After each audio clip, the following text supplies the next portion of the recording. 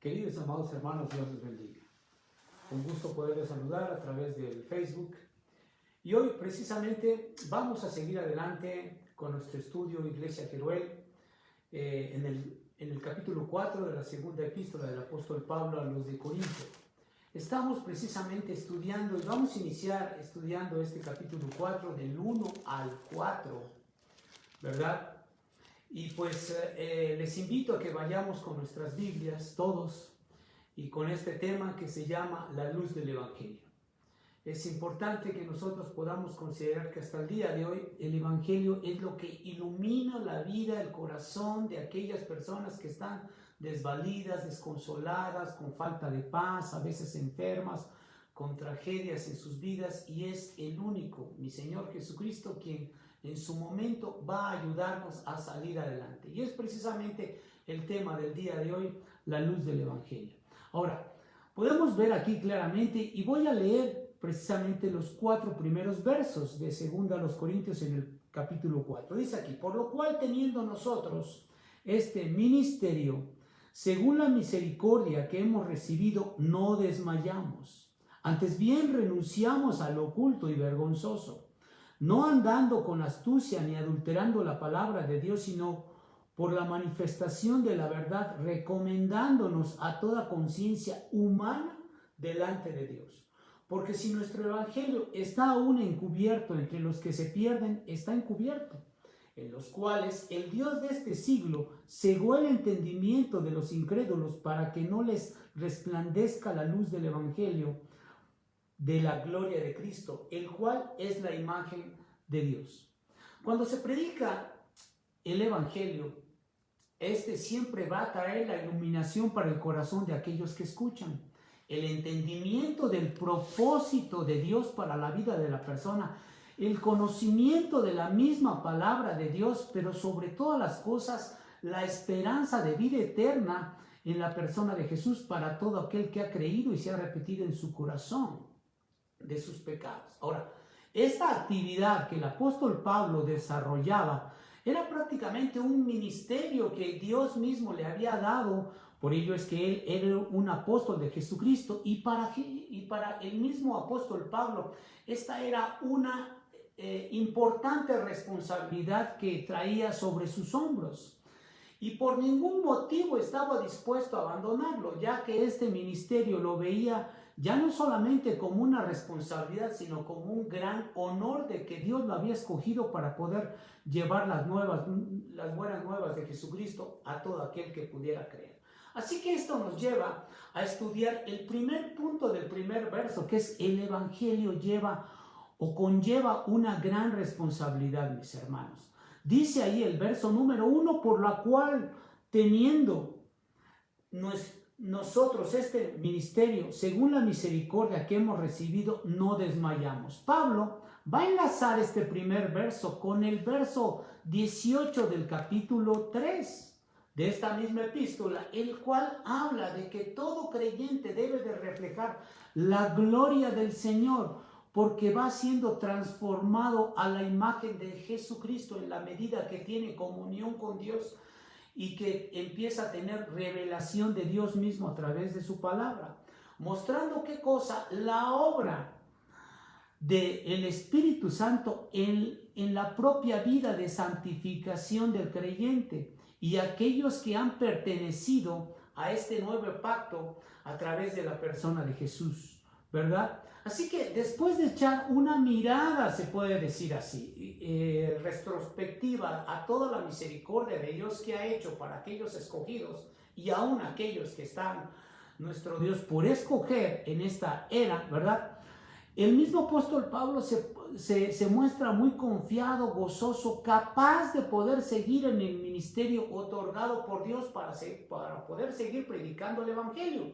Ahora, al decir el mismo apóstol Pablo, teniendo nosotros este ministerio, se refiere a este gran honor, tanto él como sus colaboradores, de haber sido escogidos por el mismo Señor. ¿Para qué? Para esta monumental tarea y esta responsabilidad de cumplir la encomienda de predicar a mi Señor Jesucristo y sobre todo porque este ministerio se lo había dado Dios mismo. ¿Y todo esto por qué? Porque Dios lo había hecho al apóstol Pablo, a sus colaboradores y a todos aquellos que ha escogido Dios a través de generaciones. Bueno, somos prácticamente, y me incluyo dentro de ellos, como el objeto de su misericordia.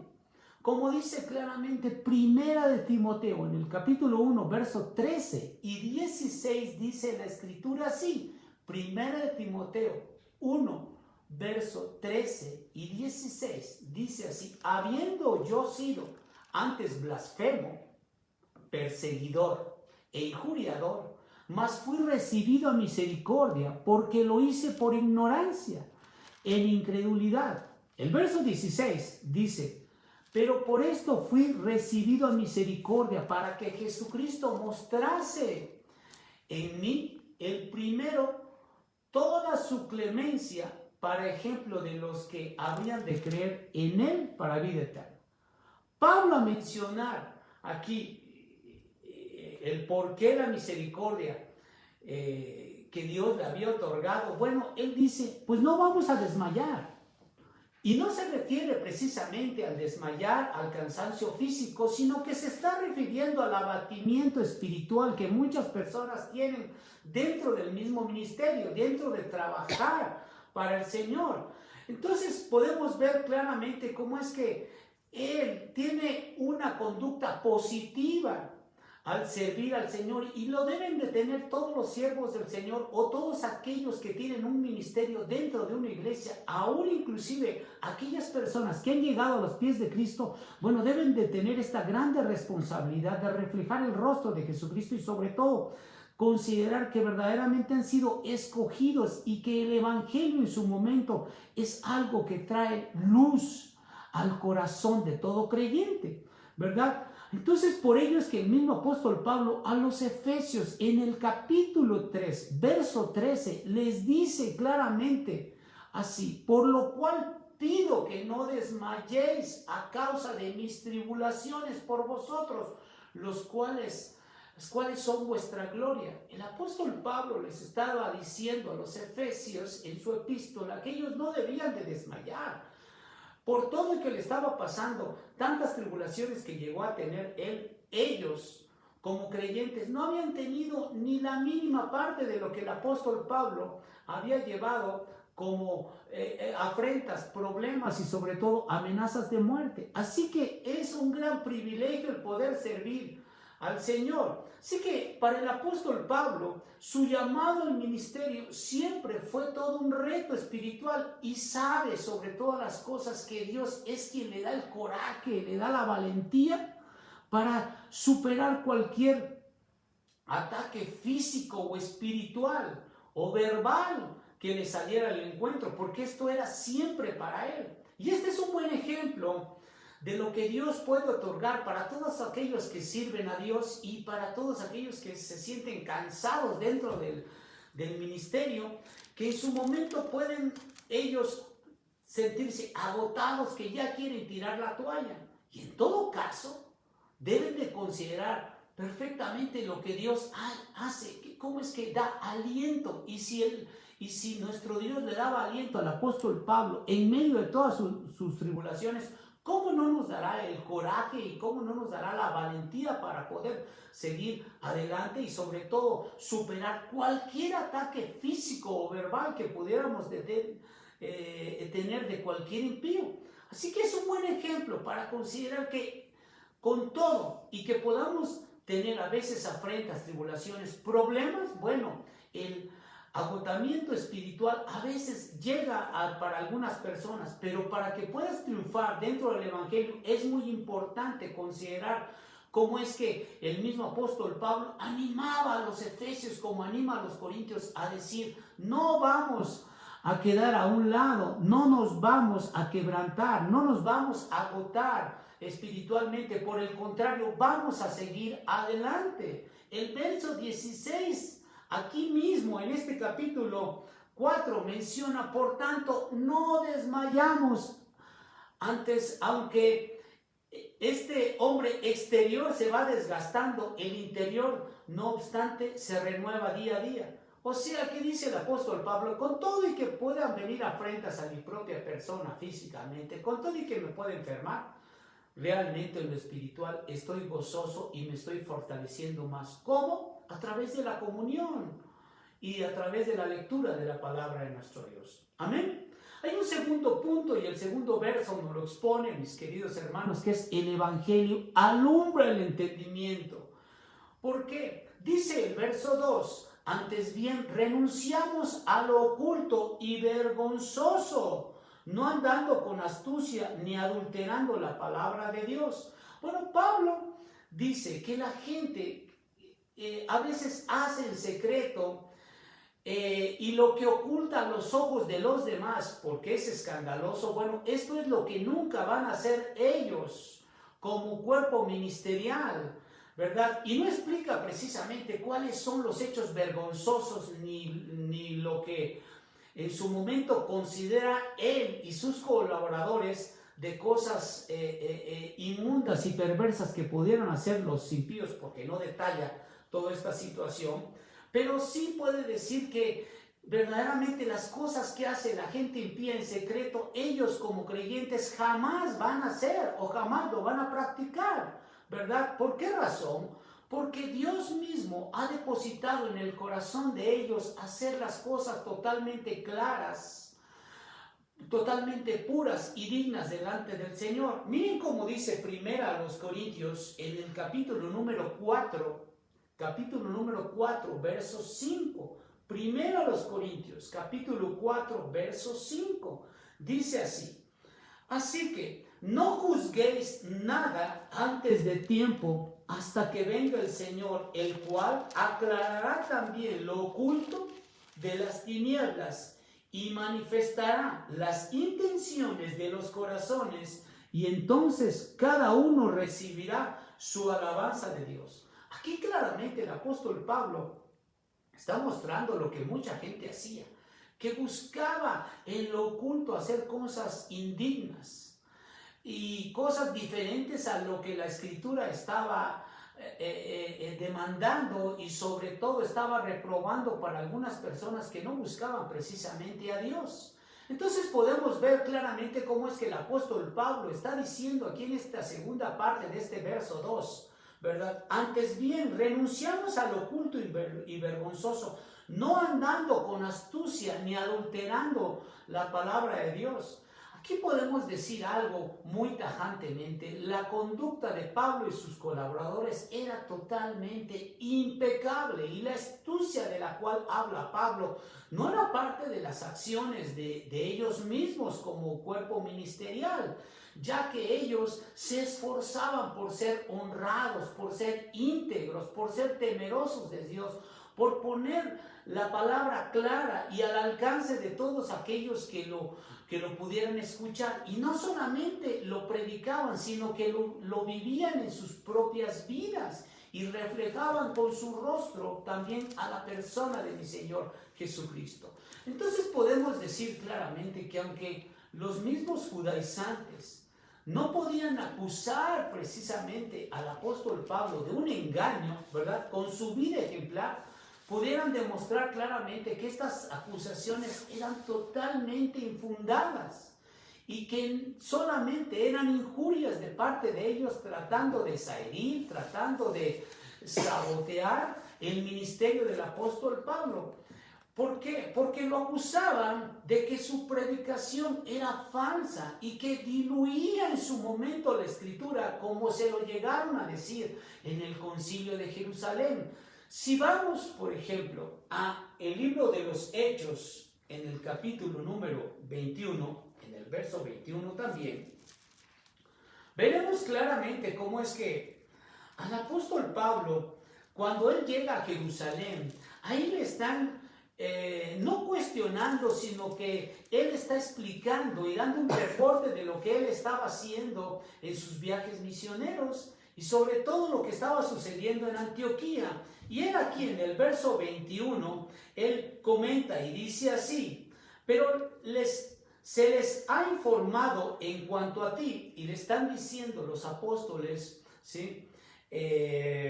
Directamente al apóstol Pablo, cuando él está en Jerusalén, le están comentando esto, y dice así: pero se les ha informado en cuanto a ti, que enseñas a todos los judíos que están entre los gentiles a apostatar de Moisés, diciéndoles que no circunciden a sus hijos ni observen las costumbres. De esto, todos los judaizantes se quejaban del apóstol Pablo, que él estaba mostrando un evangelio diluido, pero realmente ellos lo único que estaban buscando era que el mismo apóstol Pablo sea saboteado en su ministerio y que los dejaran predicar a ellos, cuando ellos sí tenían un interés personal directamente, ¿sí?, al momento de predicar algo, y no precisamente era el evangelio de Jesucristo. Entonces podemos decir claramente que el engaño o la astucia que estaban utilizando estos hombres es un atributo del diablo y no precisamente de los apóstoles y de sus colaboradores.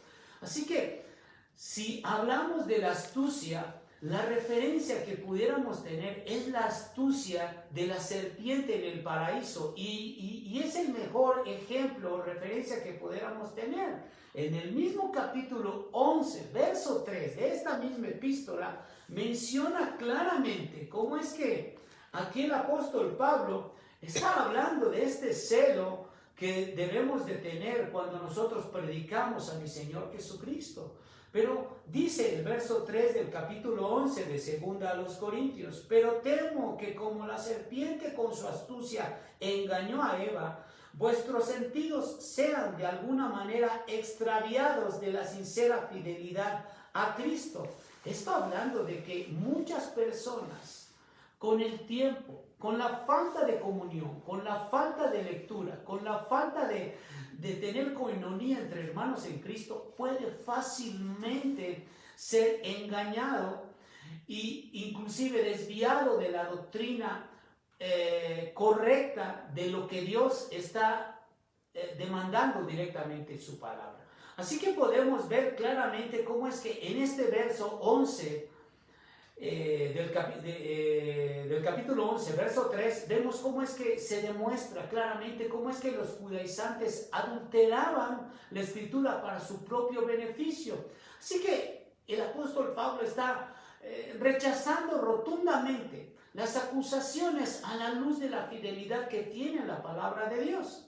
En el capítulo 2, verso 17, él ya lo mencionó aquí mismo, en esta misma epístola, y dice ahí: pues no somos como muchos que medran falsificando la palabra de Dios, sino que con sinceridad, como de parte de Dios y delante de Dios, hablamos en Cristo. Aquí está hablando algo de muy importante el apóstol Pablo, que él tiene la responsabilidad ya no solamente de hablar del evangelio, sino que todo lo que habla, él considera que está ante Dios y que habla de parte de Dios.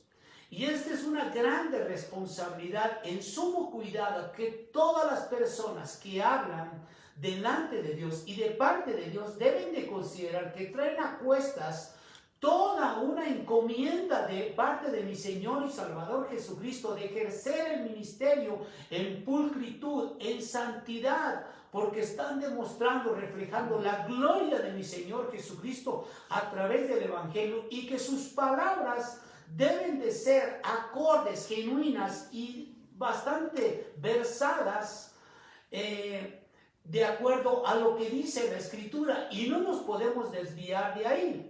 Así que podemos ver claramente cómo es que el apóstol Pablo, aquí en este segundo verso de este capítulo 4, dice: no andando con astucia, no adulterando la palabra, sino por la manifestación de la verdad.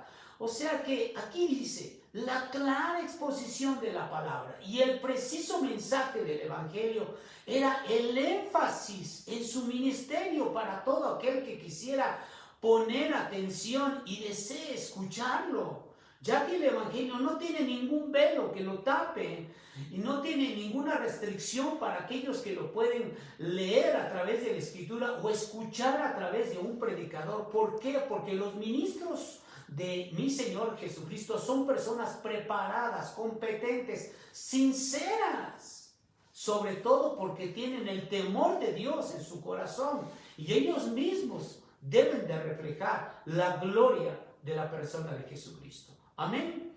La última parte del verso número 2 dice: nos recomendamos a toda conciencia humana delante de Dios. Y aquí podemos decir algo muy importante. Por el hecho de haber llegado tarde, por decirlo así, como apóstol, el apóstol Pablo estaba obligado a mostrar sus credenciales a todas las personas, ¿verdad? Inclusive podemos decir que en todas sus epístolas, exceptuando Filipenses, Filemón, primera y segunda de Tesalonicenses, todas las epístolas de Pablo, exceptuando estas, inician con una firmeza o con una afirmación de que él es apóstol de Jesucristo, y con esto él está tratando de certificar su llamado, que no fue de forma deliberada y que él tampoco se autonombró, sino que fue llamado directamente por nuestro Dios. Y que en medio de todo esto, bueno, pues él también está recomendando, ¿verdad?, que él mismo puedan ver sus escritos y puedan ver su personalidad. Entonces podemos ver claramente cómo es que el apóstol Pablo desea que su persona y que su ministerio sean sometidos al escrutinio público, pues no tiene nada que ocultar. Y en ambos casos, ¿qué cosa? Su persona y su ministerio, ¿verdad?, con su palabra y su conducta pueden ejemplificar perfectamente la verdad del Evangelio. Y lo que estaba diciendo era totalmente genuino y acorde a las Escrituras. Entonces todo mundo, ¿verdad?, podía ver que su ministerio en Cristo, ¿verdad?, y en todos los lugares era totalmente eficaz, era íntegro y era honrado delante del Señor. Entonces Pablo lo que está haciendo aquí, está sometiéndose voluntariamente a la conciencia de cualquiera que lo quiera juzgar. Siempre que la persona que lo quiera juzgar, bueno, esté plenamente consciente también de la presencia de Dios y de sus estatutos, ¿verdad? Porque, como dice claramente en esta misma epístola, en el capítulo 5, verso 11, conociendo pues el temor del Señor, persuadimos a los hombres, pero a Dios le es manifiesto lo que somos, y espero que también lo sea a vuestra conciencia. Esto diciendo, caray, pues si quieren juzgarme, júzguenme, pero no me juzguen con su propio criterio, sino júzguenme conforme a lo que Dios dice a través de su palabra. Eso es lo importante, cómo es que él debía de ser juzgado. Entonces el apóstol Pablo dice totalmente ahí, sin titubeo, la conciencia de una persona debe de estar en completa armonía con la palabra de Dios y con su testimonio, ¿verdad? Como una aguja de una brújula que invariablemente apunta hacia el norte, de la misma manera la conciencia de uno debe de apuntar hacia Dios, siempre y cuando seamos temerosos de Él y que le busquemos de todo nuestro corazón.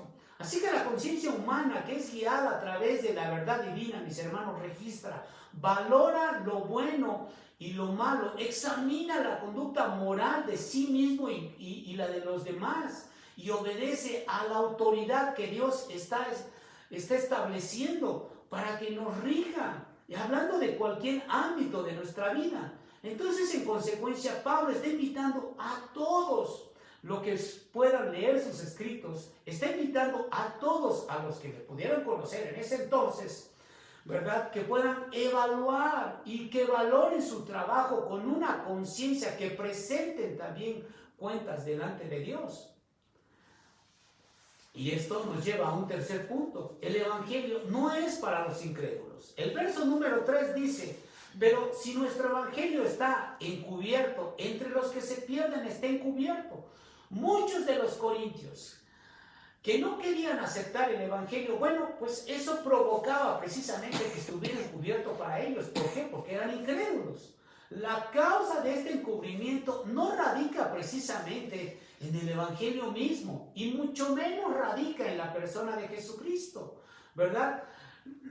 Sobre todo porque mi Señor Jesucristo había enviado a los apóstoles a predicar su evangelio, sino que en lo que radicaba precisamente este encubrimiento era que los propios oyentes rechazaban el mensaje de Jesucristo, o sea que no tenían fe.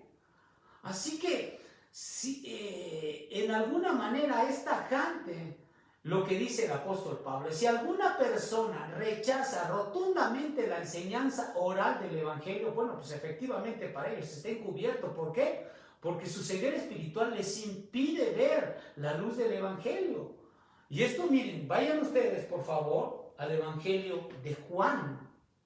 En el evangelio de Juan, en el capítulo número 9, versos 39 al 41, el mismo Señor Jesucristo está hablando cómo es que a veces es encubierto el mismo evangelio por la incredulidad de muchas personas. Y dice ahí, dijo Jesús, para juicio he venido yo a este mundo, para los que no ven, vean, y los que ven sean cegados. Entonces algunos de los fariseos que estaban con él, al oír esto, le dijeron, ¿acaso nosotros somos también ciegos? Jesús le respondió, si fueras ciegos no tendrías pecado, mas ahora porque decís, vemos, vuestro pecado permanece. Entonces vemos claramente cómo es que también el apóstol Pablo está enjuiciando la soberbia de muchas personas que creen mirar muchas cosas bajo su propio criterio, pero mirarlo bajo el escrutinio de la palabra de Dios nos hace ver de forma diferente el pecado de todos nosotros. Entonces podemos ver claramente que muchos hasta el día de hoy le dan la espalda y rechazan rotundamente las enseñanzas orales del evangelio. Más aún también siguen endureciendo su corazón y cerrando sus oídos a la verdad de Dios. ¿Por qué? Por la falta de fe en la persona de Jesucristo. Y número 4, mis queridos hermanos, el evangelio refleja a Jesucristo. Dice el verso número 4, en los cuales el Dios de este mundo cegó el entendimiento de los incrédulos para que no les resplandezca la luz del evangelio de la gloria de Cristo, el cual es la imagen de Dios. Pablo aquí está llamando a Satanás el Dios de este siglo para no ponerlo al mismo nivel ni confundirlo con el Dios de los cielos, pero para mostrarlo al enemigo como el gobernador y regidor de este mundo. Diremos que en los primeros siglos de la era cristiana, bueno, el agnosticismo, ¿verdad?, proclamaba una doctrina que decía que Dios no era el creador del mundo y que tampoco lo controla y que no lo controla hasta el día de hoy, sino que más bien un Dios maligno hace esta tarea. Y no hay ninguna verdad en este concepto. Esto hay que decirlo muy claramente. ¿Cómo es posible que la gente pueda considerar que no hay un Dios y que sobre todo que no controla todas las cosas? Bueno, eso se lo dejamos al mundo de la incredulidad y a aquellos que siguen creyendo esas corrientes. Pero claramente podemos ver que si existe en los cielos y que amanece todos los días y que tenemos vida, es sencillamente por la misericordia de Dios. Y que si alcanzaremos salvación es porque el Señor Jesucristo fue crucificado, fue muerto y que al tercer día, como dicen las Escrituras, fue levantado, ¿sí?, de las entrañas de la muerte para poder ser resucitado y que pudiera ascender a los cielos y que es la esperanza de vida eterna que tenemos todos los creyentes. Así que podemos ver claramente que los incrédulos son incrédulos aquellos que se pierden y se rehúsan a conocer a Jesucristo como su Salvador y su Señor. Y esto incluye a los judíos que rechazaron a Jesucristo como Hijo de Dios, a algunos corintios que oían del Evangelio pero que también lo rechazaban, y a toda persona que a lo largo de los siglos no ha querido saber nada del Hijo de Dios y que aborrece sus enseñanzas y que no desea obedecer las Escrituras hasta el día de hoy. Entonces el incrédulo se puede decir que carece de fe en Dios. ¿Por qué razón? Porque aquel que dice que cree en Dios, pero que no le obedece, pues no tiene armonía en sus conceptos. ¿Por qué? Porque tampoco cree en la persona de Jesucristo. Dice el verso número 4, en los cuales el Dios de este siglo cegó el entendimiento de los incrédulos para que no le resplandezca la luz del evangelio de la gloria de Cristo. O sea que para engañar a la gente, Satanás es capaz de transformarse en un ángel de luz, como lo dice en el capítulo 11, verso 14, ¿verdad? ¿Cómo? Con falsos milagros, con señales, con maravillas, emplea esquemas malignos para engañar a los que se pierden. Y está al acecho como un león rugiente buscando a quien devorar, ¿verdad? Y con ese espíritu maligno, en esta era, tiene el poder para cegar la mente de los incrédulos, como los judíos estaban cegados por un velo que no se podían quitar. Es más, que hasta el día de hoy no se quieren quitar, y así todo incrédulo está cegado de mente y su corazón. ¿Por qué? Porque no querer creer del evangelio. Sin embargo, les podemos decir que los cristianos emiten una luz que refleja verdaderamente la gloria de mi Señor Jesucristo, refleja a la persona del Salvador, y que Satanás no tiene ningún poder sobre ninguno de los creyentes que parecen firmes, ¿verdad?, en la fe, y poseen verdaderamente un poder que el enemigo no nos puede engañar. Así que los creyentes no solamente reflejan la gloria del Señor por la iluminación del evangelio, sino que reflejan la gloria de Él, y sobre todo la vida diaria en sus vidas. La última parte del verso 4 dice, mis queridos hermanos, Cristo, el cual es la imagen de Dios. Bueno, la Escritura dice claramente que Dios creó al hombre a su imagen y semejanza, de acuerdo a lo que dice Génesis 1, versos 26 y 27. Y mientras que Adán